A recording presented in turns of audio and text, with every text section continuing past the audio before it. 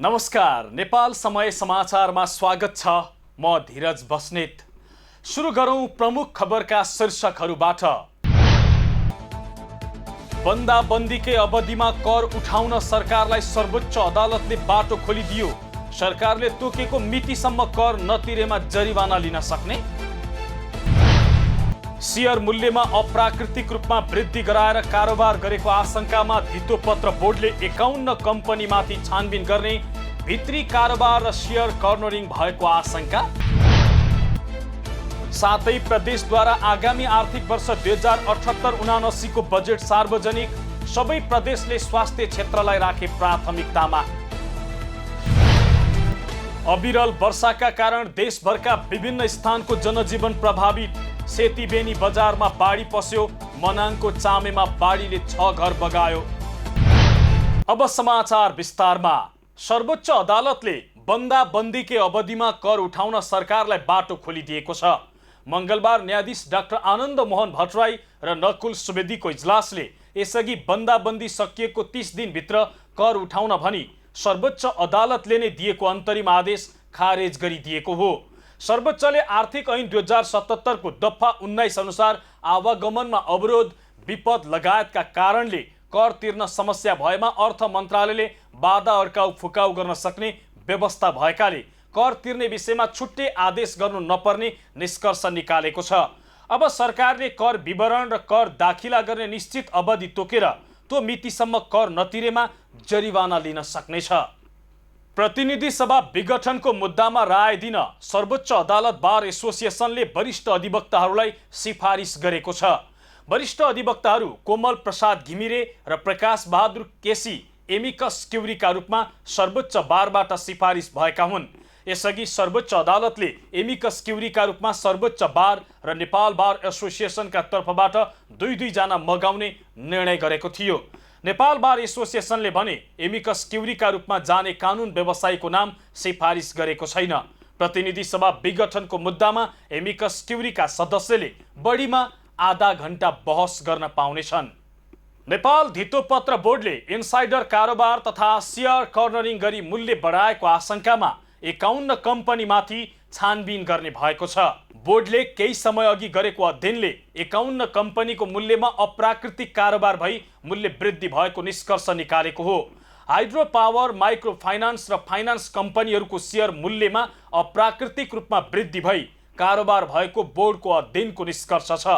विगत 1 वर्षको अवधिमा सूचीकृत संस्थाको शेयर मूल्यमा 300% वृद्धि भएका, प्रति शेयर आम्दानीको ऋणात्मक भएका, अंकित मूल्यभन्दा नेटवर्थ कम भएका आधारमा 51 सूचीकृत संगठित संस्थाहरूमा भित्री कारोबार र शेयर कर्नरिङ भएको आशंका धितोपत्र बोर्डले गरेको छ।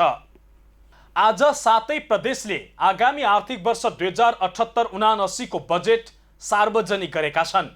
प्रदेश 1 सरकारले मंगलबार आगामी आर्थिक वर्ष 2078-79 का लागि 32 अर्ब 46 करोड 92 रुपैयाँ बराबरको बजेट प्रस्तुत गरेको छ। गत वर्षको तुलनामा 8 अर्ब 43 करोड कम बजेट सरकारले ल्याएको हो। प्रदेश 2 सरकारले 33 अर्ब 79 करोड 14 लाख 30 हजारको बजेट सार्वजनिक गरेको छ। बागमती प्रदेश सरकारले आगामी आर्थिक वर्षका लागि 57 अर्ब 72 करोड 9 लाख 27 हजार रुपैयाँको बजेट ल्याएको छ। यस्तै लुम्बिनी प्रदेश सरकारले आगामी आर्थिक वर्ष 2078-79 का लागि 40 अर्ब 95 करोड 97 लाख रुपैयाँको बजेट सार्वजनिक गरेको छ। गण्डकी प्रदेश सरकारले आगामी आर्थिक वर्षका लागि 30 अर्ब 3 करोड 94 लाख रुपैयाँको बजेट सार्वजनिक गरेको छ। सबै प्रदेशले बजेट मार्फत स्वास्थ्य क्षेत्रलाई प्राथमिकतामा राखेका छन् भने कोभिड नियन्त्रणमा ठूलो रकम छुट्याएका छन्। संघीय सरकारले चालू आर्थिक वर्षको 11 महिना जेठ मसान्तसम्ममा जम्मा 40.54% मात्र पुँजीगत अर्थात् विकास खर्च गरेको छ।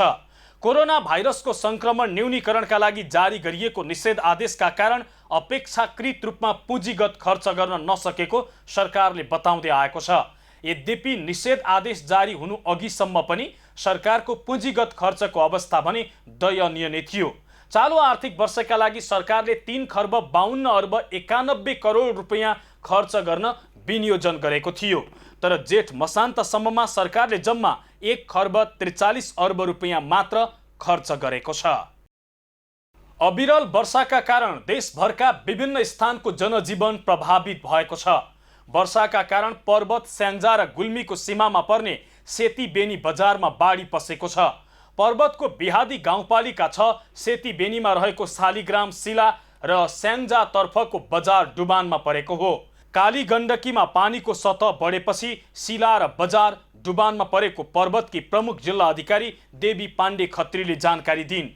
ती 10 घरमा रहेको सामान र मानिसहरूलाई सुरक्षित स्थानमा सारिएको उनले बताइन्।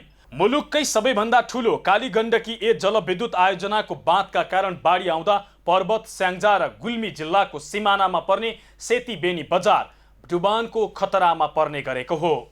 मनाङको 2वटा खोलामा बाढी आउँदा सदरमुकाम चामेमा 6वटा घर बगाएको छ। जिल्ला प्रहरी कार्यालय मनाङका डीएसपी सुभाष खड्काका अनुसार बजारका अरू थुप्रै पसल पनि बाढीले बगाएको छ। डीएसपी खड्काले बाढीले जिल्ला प्रहरी कार्यालय पनि डुबानमा परेको जानकारी दिए। लगातार आएको वर्षातबाट आएको बाढीले चामे गाउँपालिका 1 तिमाङ खोलाको बेली ब्रिज पनि बगाएको छ। उक्त खोलामा रहेको 32 किलोवाट क्षमताको लघु जलविद्युत आयोजना बाढीले बगाएको डीएसपी खड्काले जानकारी दिए। लगातारको वर्षाका कारण नारायणी नदीमा पानीको सतहले चेतावनीको तह पार गरेको छ। जल तथा मौसम विज्ञान विभागका अनुसार नारायणी नदीमा पानीको सतह 7.3 भन्दा माथि नागेर 7.8 मिटर पुगेको छ। 8 मिटर भन्दा माथि पुगेपछि खतराको तह पुगेको मानिन्छ। चितवनमा गैरातीदेखि लगातार वर्षा भइरहेको छ। नदीमा पानीको बहाव बढ्दै जाँदा जोखिम बढेको भन्दै सतर्क हुन जिल्ला प्रशासन कार्यालय चितवनले अपिल गरेको छ। यस्तै गण्डकी र लुम्बिनी प्रदेशमा भारी वर्षा भइरहेको छ, जसका कारण गण्डकी र लुम्बिनीका विभिन्न जिल्ला भएर बग्ने ठूला नदीहरूमा बाढी आएको छ। नेपालमा पछिल्लो 24 घण्टामा थप 2745 जनामा कोरोना भाइरस संक्रमण पुष्टि भएको छ। स्वास्थ्य तथा जनसङ्ख्या मन्त्रालयका अनुसार 7449 जनामा गरिएको पीसीआर परीक्षणमा 1681 र 5841 जनामा गरिएको एन्टिजेन परीक्षणमा 1064 जना गरी कुल 2745 जनामा संक्रमण पुष्टि भएको हो। पछिल्लो 24 घण्टामा संक्रमणका कारण 41 जनाको मृत्यु भएको छ। संक्रमण मुक्त हुनेको संख्या 4187 रहेको छ। हामी नेपाल समय समाचारको अन्त्यमा आइपुगेका छौं। अन्त्यमा प्रमुख समाचार पुनः एकपटक। नमस्कार, नेपाल समय समाचारमा स्वागत छ। म धीरज बस्नेत। सुरु गरौं प्रमुख खबरका शीर्षकहरूबाट। बन्दाबन्दीकै अवधिमा कर उठाउन सरकारलाई सर्वोच्च अदालतले बाटो खोलिदियो। सरकारले तोकेको मितिसम्म कर नतिरेमा जरिवाना लिन सक्ने। शेयर मूल्यमा अप्राकृतिक रूपमा वृद्धि गराएर कारोबार गरेको आशंकामा धितोपत्र बोर्डले 51 कम्पनीमाथि छानबिन गर्ने। भित्री कारोबार र शेयर कर्नरिङ भएको आशंका।